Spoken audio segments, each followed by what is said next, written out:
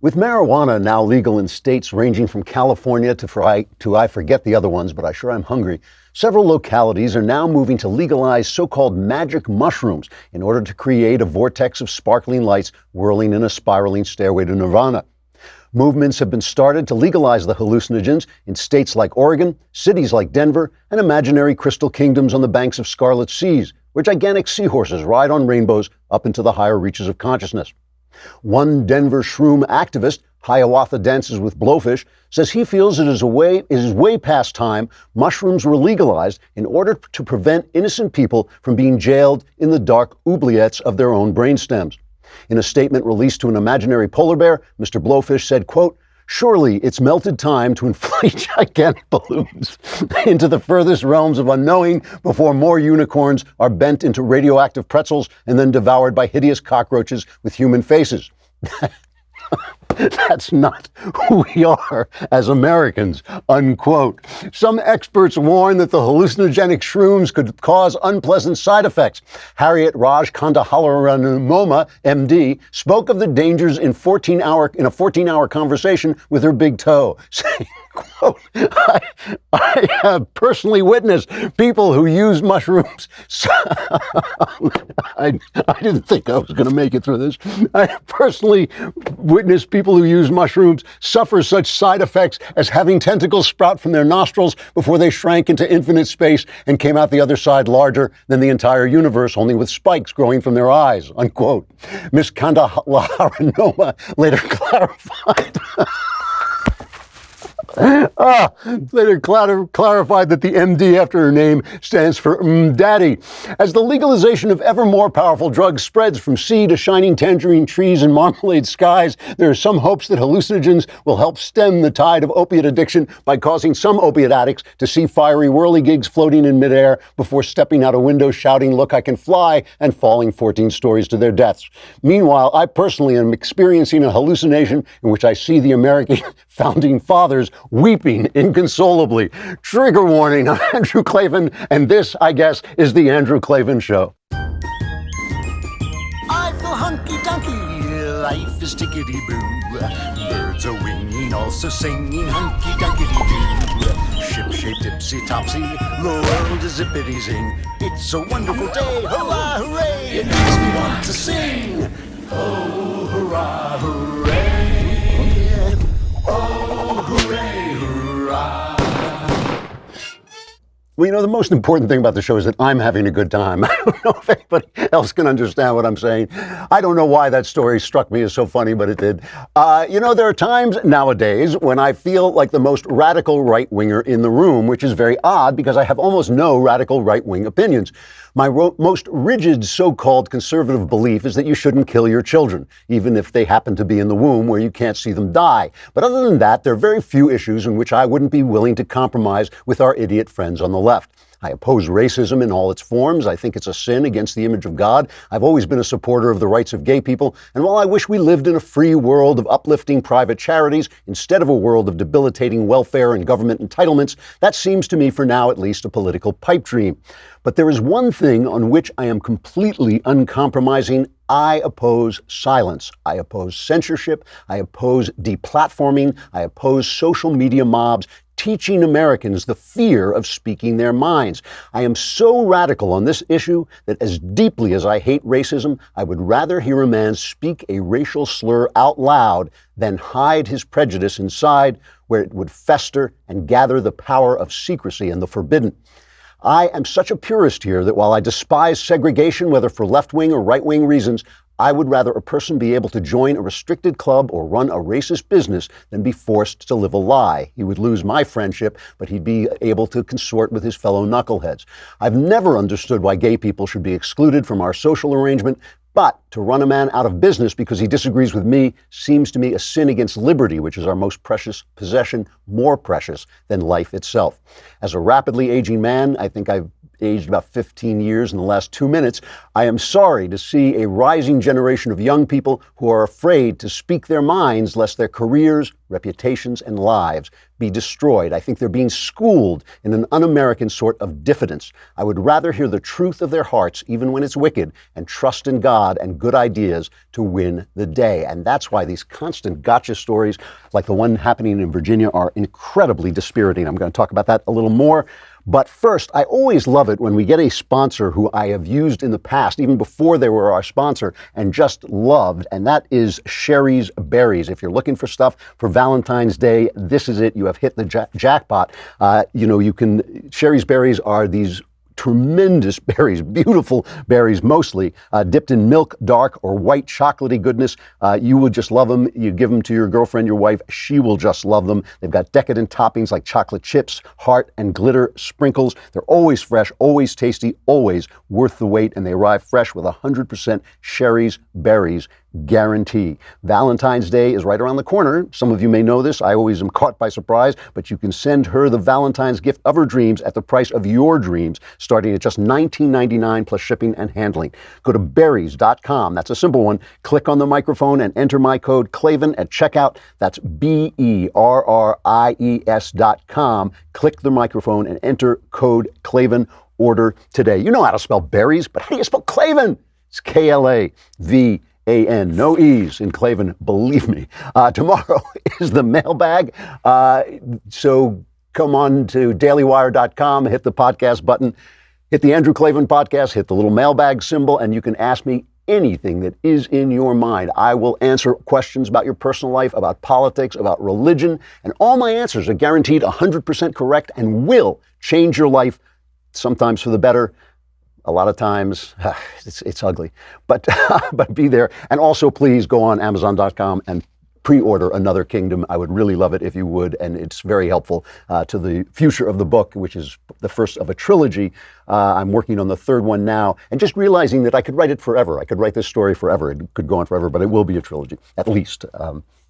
So the whole thing about political correctness, the thing that I find so depressing about political correctness, it's just an instrument for silence, and it's a one-edged sword. Silence in politics is a one-edged sword. It is meant to cut down people like me who believe in liberty, individual liberty, thinking, saying, doing what you want, spending your money the way you want, not the way Elizabeth Warren wants, or Alexandria Occasional Cortex wants. The way you want to spend your money, it's yours. You made it. Spend it the way you want, not on something the government thinks it should be spent on. That's what I believe, and that is what I think the sword of political correctness is meant to cut down. Sometimes, as in this Virginia story, it swings the other way, and the dull end of the sword maybe knocks a left-winger in the head, but that is not what it's intended for. It is really just intended for cutting down right-wingers and silencing them. You can't think of a left-winger who's been banned from a campus. You can't think of a left-winger who's been deplatformed or kicked off Twitter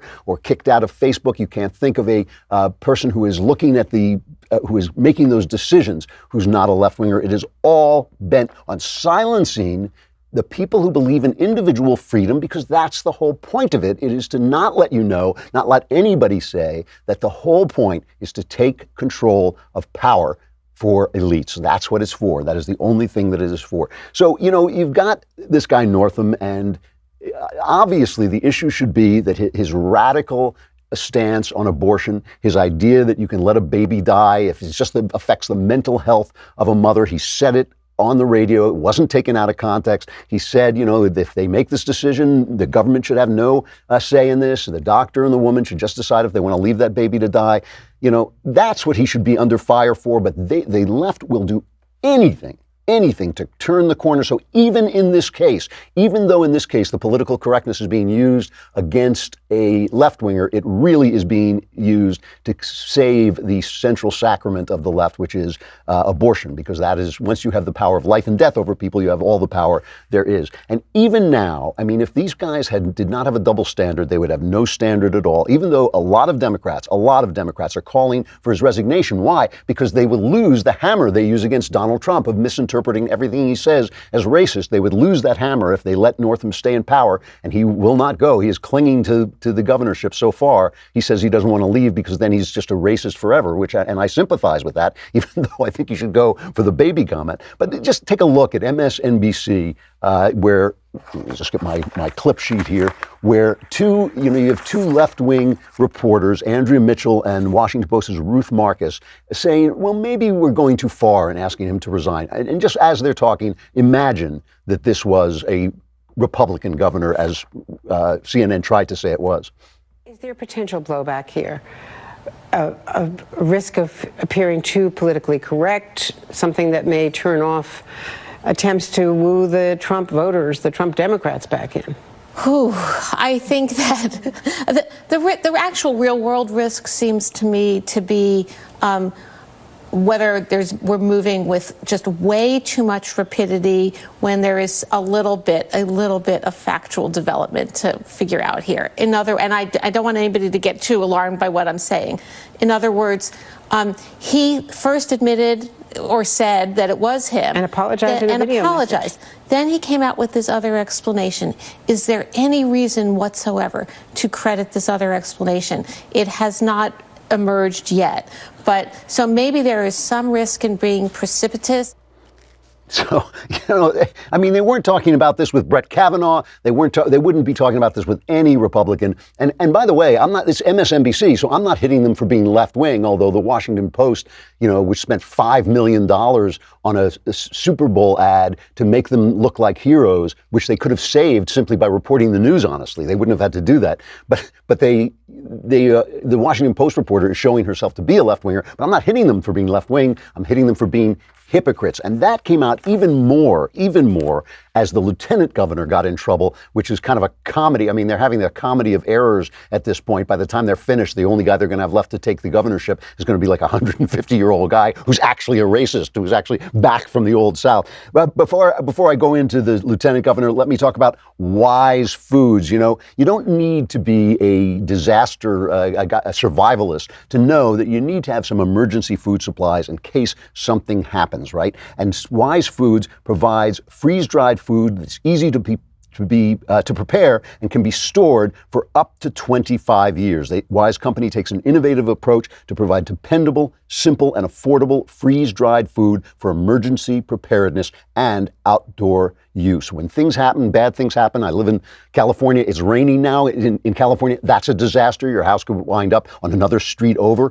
You can't rely on the first responders. You got to rely on yourself. You got to have food. All you need is 4 cups of water. It doesn't even need to be hot. You take the contents of the pouch, pour them in the water, stir, cover, and that's it. In 15 minutes, it's ready to go. This week, my listeners can get any Wise emergency or outdoor food product at an extra 25% off the lowest marked price at wisefoodstorage.com when entering Klavan at checkout. Plus, shipping is free. Wise has a 90-day, no questions asked return policy, so there's no risk in taking the initiative to get yourself and your family more prepared today. That's wisefoodstorage.com, promo code Klavan to get any Wise emergency or outdoor food product at an extra 25% off and free shipping. You will be able to get through disasters shivering in your bunk thinking, how do you spell Klavan? It's Klavan. So now Justin Fairfax is the lieutenant governor, and everybody was very excited because how appropriate that you'd be able to replace the guy who posed either in blackface or as a Ku Klux Klanman on his 36 years ago. You'd be able to replace him with the black lieutenant governor. He is now the story comes out that in 2004, a woman accused him of attacking her in her hotel room. He says it was a consensual sexual relationship. And he also hinted that it may be, I mean, this is the part I kind of like, that it may have been Ralph Northam, the governor, who leaked the story. Here's Justin Fairfax talking to the press about this. Collective PAC, they said that you believe that the governor's team is spreading misinformation about your team. Can you comment on that, please, sir? The Collective PAC has made its statement, and so do you believe it? I don't know precisely where this is coming from. We've heard different things, but here's the thing: does anybody think it's any coincidence that on the eve of potentially my being elevated, that's when this uncorroborated smear comes out. Does anybody believe that's a coincidence? I don't think anybody believes that's a coincidence. Again, particularly with something, this was not the first time this was brought up. It was a year ago.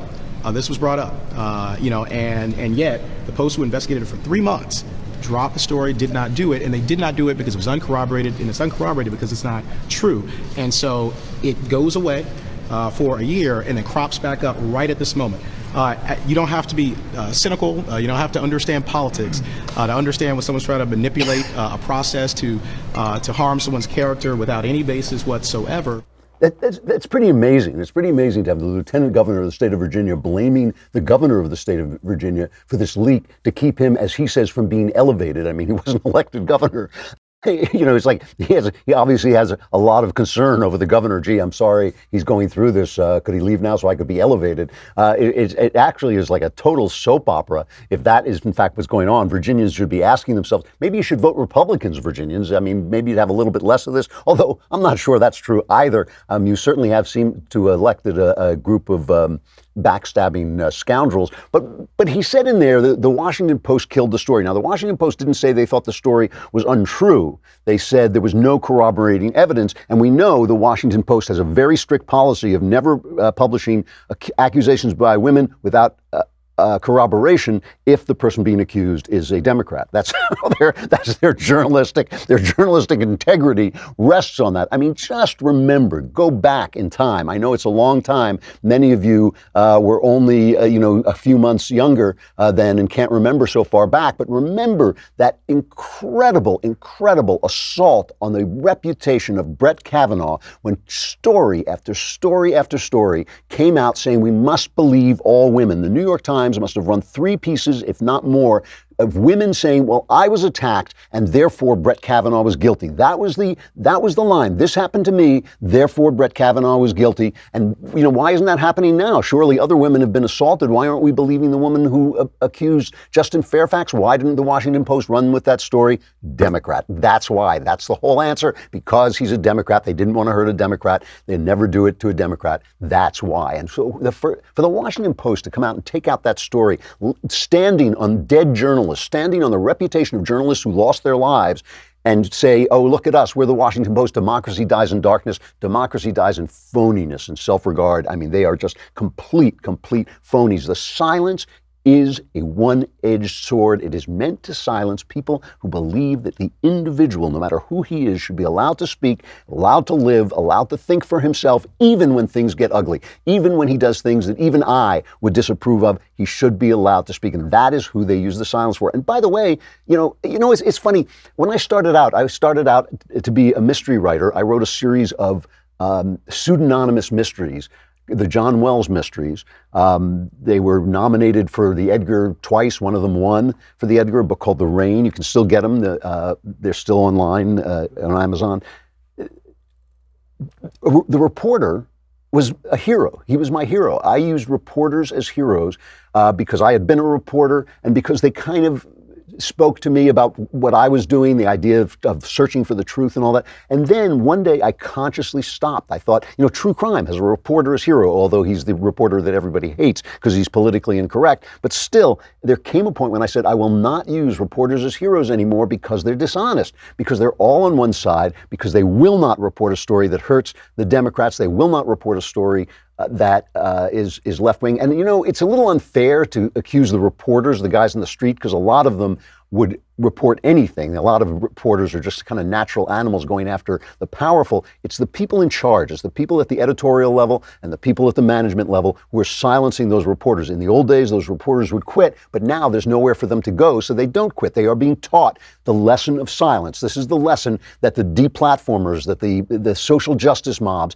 that all of these people are trying to teach us, the people who take Kevin Hart off the Oscars. They're all trying to teach us the lesson of silence in that silence, they will get the power. That is the idea. It's really interesting. The other thing that happened yesterday that really got to me was Liam Neeson coming out with this story. He is promoting a new movie. What's the name of his movie? It's called Cold Pursuit, and it's a revenge story. And so somebody on the Independent, a British newspaper, asked him how he got into that part. And he said, well, let's see if he'll tell the story here. He's retelling it on Good Morning America.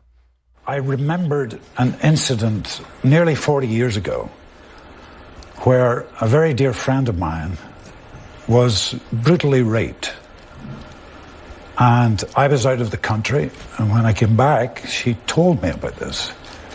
And she handled the situation herself and her rapist incredibly bravely, I have to say that. But I had never felt this feeling before, which was a primal urge to lash out. I asked her, did you know the person? It was a man. No. His race?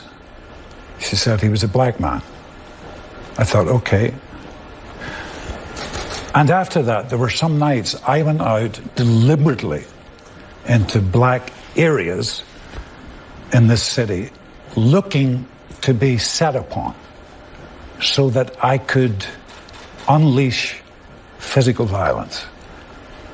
And I did it for, I'd say maybe 4 or 5 times, until I caught myself on.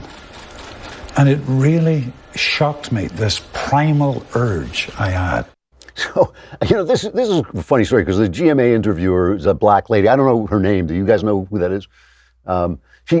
She gives a very sympathetic interview, and Liam Neeson said, well, if she had told me the guy was a Scotsman or a Welshman, I'd have gone after Scotsman and Welshman, so it wasn't black racism and all this stuff. And Twitter lit up briefly, and they were going after him. But let me tell you something. Liam Neeson knows what he's doing. He's a movie star. He's been a movie star for a long time. He knows that no matter what people say, no matter how they scold him, the girls are going like, wow, Liam Neeson went out with a sap to get revenge for a rape because he was protective, he was manly, he was being tough. He knows he's putting himself forward as a badass, basically, and the racial thing is going to get him some press, but he's not going to be taken down because the silence has a purpose.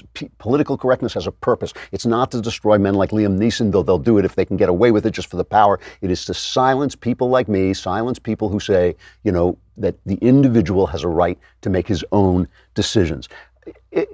Silence is a one-edged sword, and that is the reason I think the most important fight we're in, the most important fight is the fight to keep the right to speak without being destroyed. It's not enough. It's not enough that the government can't silence us. You have to be able to keep your job. You have to be able to feed your family. You have to be able to keep some shred of your reputation. You shouldn't be torn to bits every time you are caught out in some stupid thing that happened 30 years ago. It's just insane, and it has only one purpose, even when it ricochets and hits a left-winger in the head like it did in Virginia. Just to take a look, we're going to talk to Jenna Ellis in a few minutes about the coming State of the Union, but it looks like it's going to bring back the fight over the border wall. It really has been it's really kind of interesting at this point where they're going to go, because everybody can see. I mean, Trump has been really interesting of late, and nobody else has really talked about this. Everybody sort of said, well, he's not working hard. I mean, they released a part of his schedule yesterday. Somebody leaked a part of his schedule that said he had 60% of his time was spent, not just on executive time, they called it, not knowing what he was doing. Maybe he was just watching TV or something like this. Trump, I've said this from the beginning, Trump learns stuff and he changes. He is very, very changeable. He uses his strategies in the moment, and he changes his strategies, and he has kept an extremely low profile of late. It has been going on for a long time because he knows that the extremism of the left is the best thing he's got going for him. So he has kept a really low profile, and the stuff he's saying, one of the things we were talking about, how the abortion debate, the abortion stuff that Ralph Northam said is really the reason that the left is loving this distraction onto this ridiculous racism thing. On Monday, a Democrat senator, Senator Patty Murray, blocked a Senate bill that would require doctors to give aid to babies who survived abortions. This is the Born Alive Abortion Survivors Protection Act. And Ben Sass said, come on, give it this support. And she blocked it. It's that kind of extremism that is serving Trump. And so Trump has pulled this, nobody wants to talk about the border security in Congress. Trump has pulled this front and center. He has done it by main will. He has done it himself. He's controlled the media as he always does. And now he's got Pelosi in a position where she looks like the extremist. He was on CBS, I believe it was, for a Super Bowl interview, and the woman there was trying to make him make it look like, oh, well, Pelosi beat you up, didn't she? And Trump's response is very, very calculated. Here's the exchange. You had quite the showdown with Speaker Pelosi. What did you learn about negotiating with her? Well, I think that she was very rigid, which I would expect, but I think she's very bad for our country. She knows that you need a barrier. She knows that we need border security. She wanted to win a political point. I happen to think it's very bad politics because basically she wants open borders. She doesn't mind human trafficking, or she wouldn't do this because, you know, she the offered you over $1 traffickers- billion for border security. Excuse me? She offered over $1 billion for border security. She doesn't want the wall. She's costing the country hundreds of billions of dollars because what's happening is when you have a porous border and when you have drugs pouring in and when you have people dying all over the country because of people like Nancy Pelosi who don't want to give proper border security for political reasons, she's doing a terrible disservice to our country.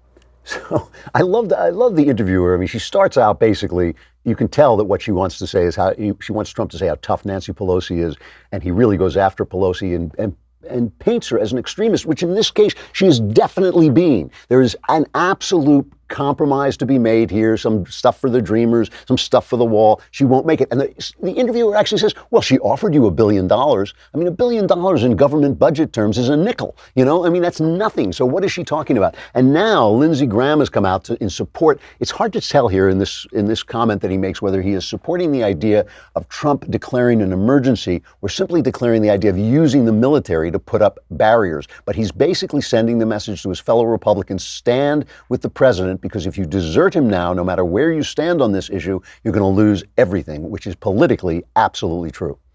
I think shutting the government down is not a good way to get the wall built. The best way to get the wall built is to work with Democrats if they will work with the Republicans to build a wall and do some other things. But it doesn't look like Nancy Pelosi is going to give Democrats much space. So if I were the president, what I would do is use the power of commander-in-chief to go down to the border, not just send troops, but actually erect barriers. What's the difference between a soldier being sent to secure the border and a soldier being sent to put up a barrier to secure the border? Legally, none. To my Republican colleagues, we do not need a war over the wall. The Democrats are pushing back to the president. The last thing we need as Republicans is for us to undercut his ability to go it alone if he has to. You know, the one thing also, just as a point of interest, because I'm interested in this, is if you step back a little bit, Trump is really changing the entire conversation on foreign policy, which is where a president has his most power. And Walter Russell Mead, this guy I like so much in the Wall Street Journal, he had a really good column about this, how he's essentially refocusing American foreign policy on our own hemisphere. He's saying, let's get out of the Middle East where we can't do all that much good. Let's get rid of this endless war in Afghanistan, a point on which I actually agree with him. And let's focus on these countries that are right here in the hemisphere and are giving us problems on our borders. And that is a real change of pace. He's basically dissing the State Department and the diplomats and all this. He's basically saying the people in charge don't know what they're doing. I have a better idea. I'm going to change things. And he's kind of making a dent. I mean, I think it was interesting when Congress recently voted, oh no, we should stay in Afghanistan. And you thought, like, why? You know, for what? What are we going to get out of this? Is it really true that we can keep Afghanistan from descending into the chaos that has been its history and its tradition forever? When I was there, I came back from Afghanistan. I was only there for a brief time, but I came back from there thinking we should get out. I mean, I felt that Barack Obama got this exactly wrong. Iraq was the right war. Afghanistan was a war we could never win. We should have gone in, caused some havoc, killed some people and left. And I feel Trump is right about this. But he's shifting. This thing about the border is part of a large shift in foreign policy that actually does have a shape and a reason behind it. Whether you agree with it or not, there are parts of it I agree with, parts that I disagree with. But it's really interesting to me that people, because they hate Trump so much or love Trump so much, are not considering the philosophy behind it and what he's actually doing, which really is kind of interesting. And like I said, Mead wrote a really good column about it today. We're going to talk to Jenna Ellis more about the State of the Union and what we can expect. And then tonight, at long last, it's our episode of Backstage State of the Union. Nancy Pelosi finally reinvited us to come backstage. She said we couldn't come, but now she's let us back. And Daily Wire God King, Jeremy Boring, Ben Shapiro, Michael Knowles, and me will be taking on all the pressing issues of the day. As always, the lovely Alicia Krause will be doing whatever little she can to class up the joint once we get in the room together. She hasn't got a chance, but she'll try her best. And we hope we will finally see Trump deliver the State of the Union. Tune in tonight, and you can ask questions if you're a Daily Wire subscriber. And since the mailbag is tomorrow, think of what you could get for a lousy $10 a month, a lousy $100 for the entire year. Go to dailywire.com and subscribe. You can be in the mailbag tomorrow, all your questions answered, all your problems solved, and you can ask political questions, and we'll say something about that as well. All right, we got to take a break from Facebook and YouTube. Come to dailywire.com where you can subscribe and you can stream the show right there from beginning to end.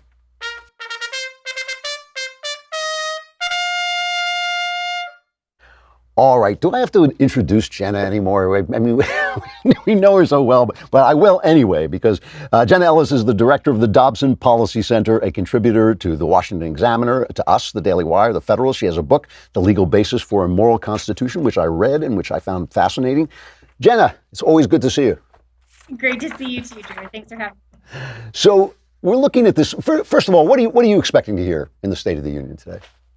Well, the White House has released some insightful points, and so we know that the theme tonight will be choosing greatness, and so President Trump will be inspiring, I think, and focusing on what America is doing positively and what he's accomplished over the last 2 years. And the emphasis, of course, will be on border security and coming together as not Democrats versus Republicans, but I think the three key words that he said from the Rose Garden were country over party, and that's really going to be the emphasis here, is we need to come together and actually understand, like you were saying, Drew, about the philosophy of what's behind this and conserving our country, conserving our rule of law, conserving the fact that we are a nation that has borders, that is sovereign. So I expect that a lot will be driven home about border security, but I really also hope that he's going to address the abortion issue, because this has been so prolific throughout the past couple of weeks with just the absolute extremist positions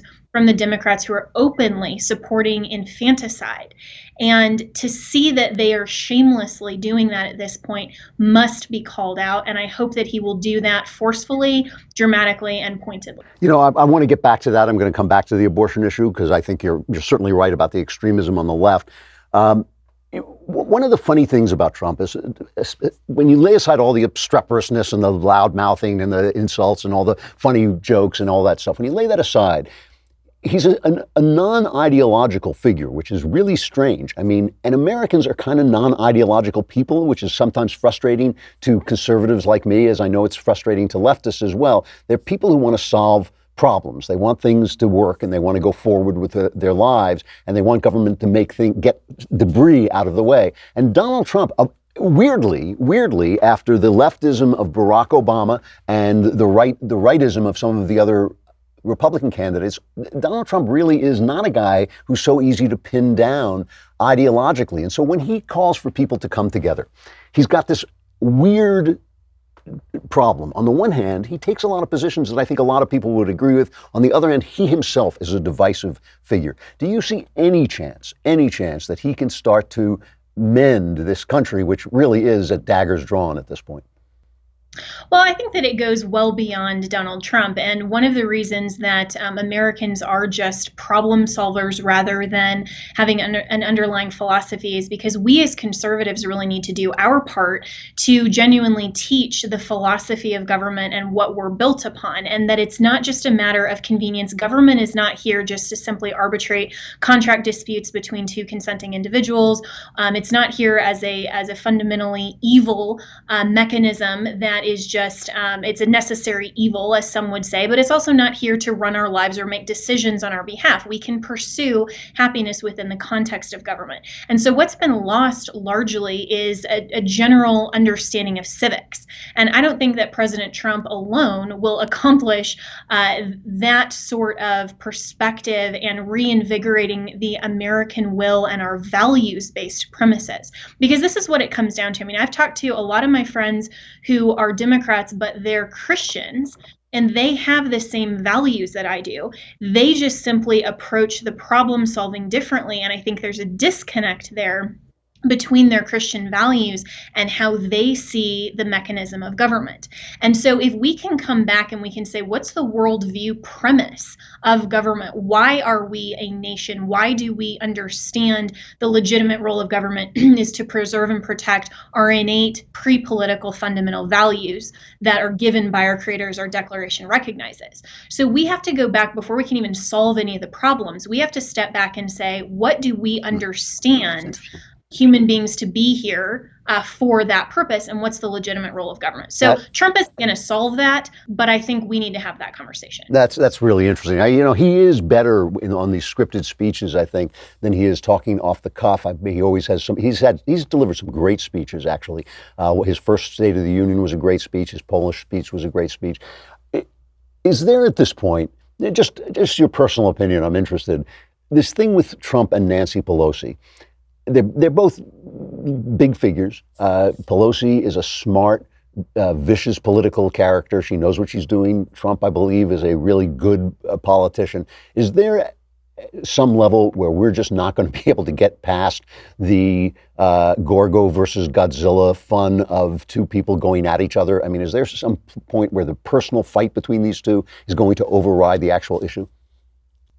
I would hope so. And you know what this reminds me of? If you've ever read Dr. Seuss, and my family, we love Dr. Seuss. And there's the story of the Zacks, where there was the north going Zacks and the south going Zacks, and they butted up against each other, and neither one would step to the left or right to just let both of them keep on going, right? And the moral of the story is, but the world around them grew. Life went on.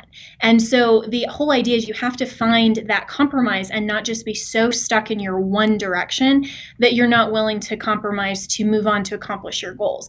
And I think that what President Trump has actually been so successful at doing is to push this problem solving back in the hands of Congress and say, listen, I could issue a national emergency. I could, and he in fact is sending more troops to the border. I could do X, Y, and Z. But really, if the government is functioning properly according to the constitutionally vested powers, this is something that Congress should do. And you know what? They have veto override power. They are not beholden to Trump. If McConnell and Pelosi would sit down and actually have a good faith conversation and people would forget about Democrats versus Republicans for a while, they could come up with a solution that would have a 2/3 veto override that they could solve this problem.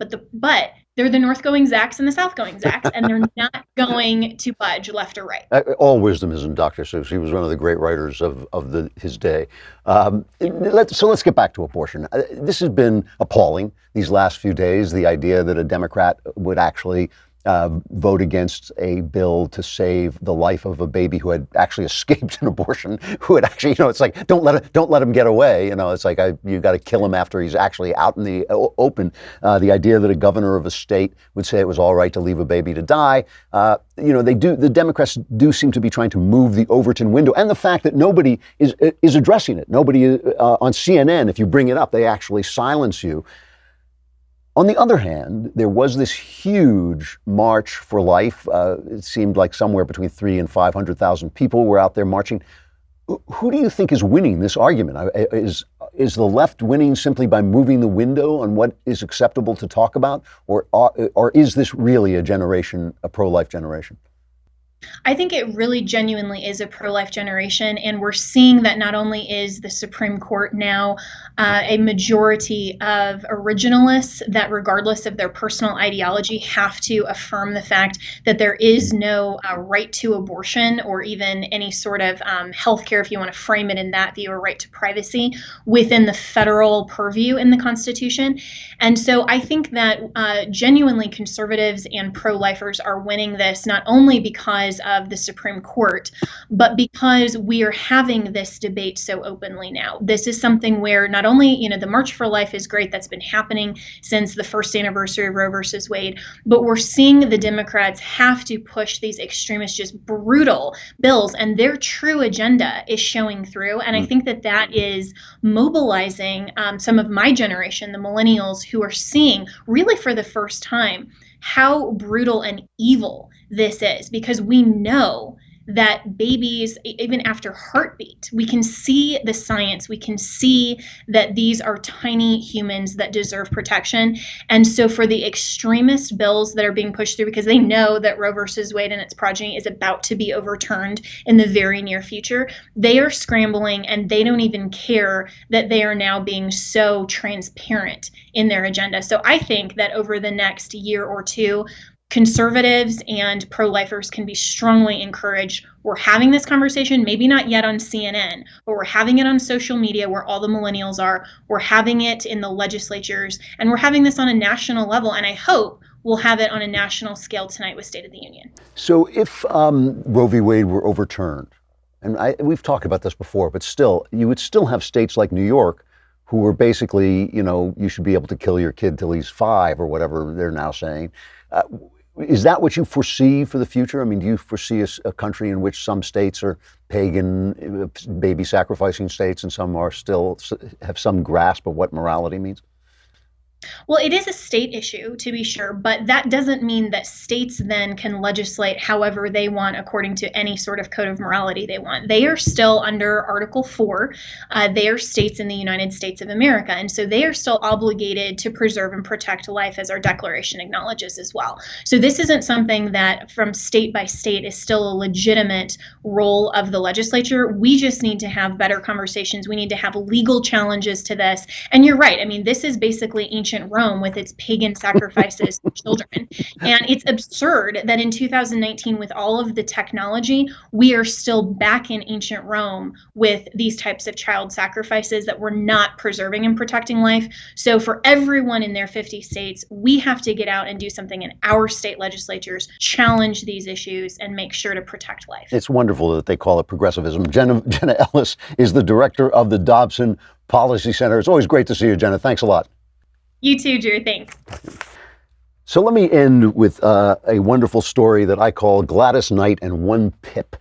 Because Gladys Knight, if you didn't watch the Super Bowl, Gladys Knight sang the national anthem, and she did a great job. She did a lovely rendition of the national anthem. She's obviously one of the great stars of her day. Gladys Knight and the Pips were a huge, huge act. Don Lemon, who calling him a Pip is being unkind to Pips at this point.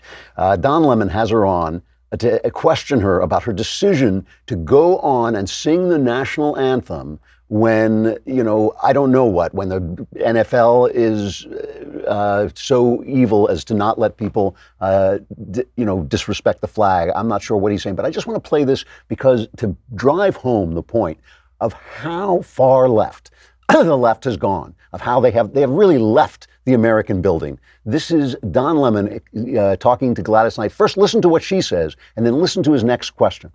People are going to have their opinions, about whatever.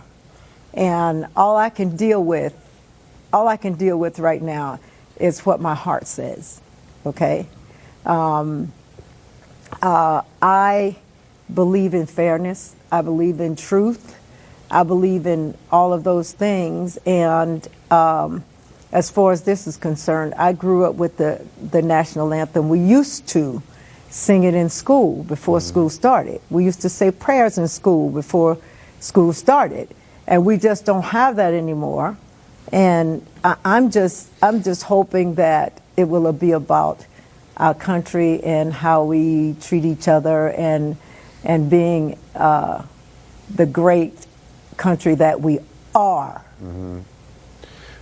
I don't know if you remember the controversy during the inauguration when Chrisette Michele sang at the inauguration, and I just read an article in the New York Times how she basically lost her career for doing so. You have a much longer history and resume, right, and a legend in this business.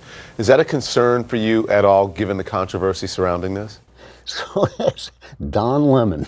I mean, first of all, this is a woman who's known as the Empress of Soul, right? She's 74 years old. She was born in Atlanta. She has seen stuff that Don Lemon doesn't know anything about. She has seen stuff that Don Lemon doesn't know anything about. If you listen to what she said, was there any word coming out of her mouth that any right-thinking conservative American would not agree with? That we used to say prayers, that we used to say the national anthem, that we used to have, that this is a great country. Was there anything coming out of her mouth that was not conservative? And Don Lemon the pip, is going to explain to the Empress of Seoul that she is putting her career in danger. You know, he's going to give career advice to Gladys Knight. And on top of this, what's his career advice? That by singing the national anthem, by paying tribute to the country that has made all of us, given all of us everything that we have, that she is risking her career. That's where Don Lemon's head is at. That's where the left's head is at. That's where CNN's head is at. That if you should go up against Colin Kaepernick, and if you should say, oh, you know, I love my country and I'm going to sing the national anthem. I'm not saying whether I'm left or right. I'm not saying whether I'm Democrat or Republican. Just love my country. I'm an American and I love my country. That you are risking your career because you have violated the sacrosanct right of Colin Kaepernick to make a fool of himself by disrespecting the flag under which he has gotten everything that he has ever had. That's who they are now. And no wonder they want to silence everybody else, because as they say, liberals want to shut conservatives up. Conservatives just want the left to go on talking, because every time they talk, they reveal themselves. All right, State of the Union tonight, backstage State of the Union tonight, and I'll be there. I hope you will be there too, and then come tomorrow for the mailbag. I'm Andrew Klavan. This is The Andrew Klavan Show.